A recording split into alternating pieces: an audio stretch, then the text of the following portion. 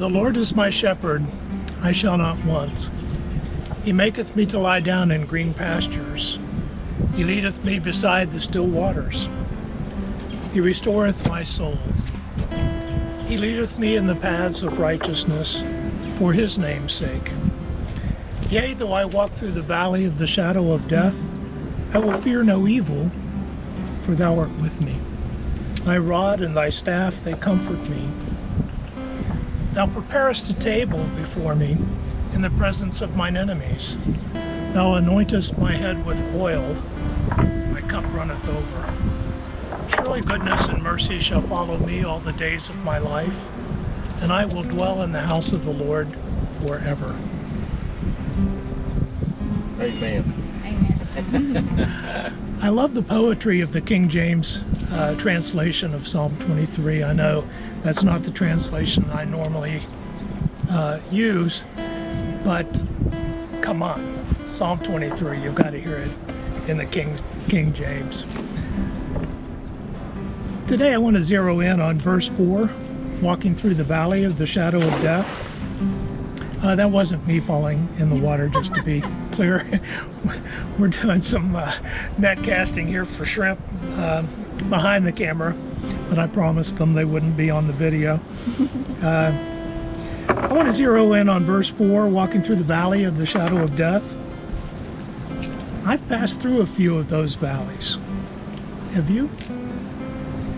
I remember the fog of drugs and pain in the first year after my motorcycle accident. And the only constant through that year was knowing that God was with me. And my anthem was the hymn, Turn Your Eyes Upon Jesus. And for many years after that accident, when I read this verse, yea, though I walk through the valley of the shadow of death, I thought of that experience. And I thought that's what the Bible was talking about. And then there was the fog of agony after my wife left me and we divorced. I thought that's what the valley of death is that the Bible was talking about. Words can never do justice to the connection I felt with my parents. They were the nucleus of our family love, and all of us circled around them with that love. And when I lost them, I thought, this is the valley of the shadow of death. And since those experiences, I found my path has again and again passed through physical, emotional, and spiritually dangerous, hazardous valleys.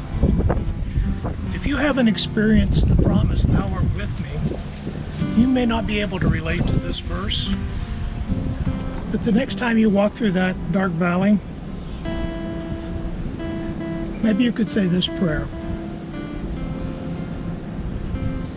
God, I may not sense it, but I know you are here. Be the provider of my needs, my guide, my rescuer, and my protector. Open my eyes to your presence, that I might rest in you. Thank you for sharing this time with me. Until next time, may God richly bless you.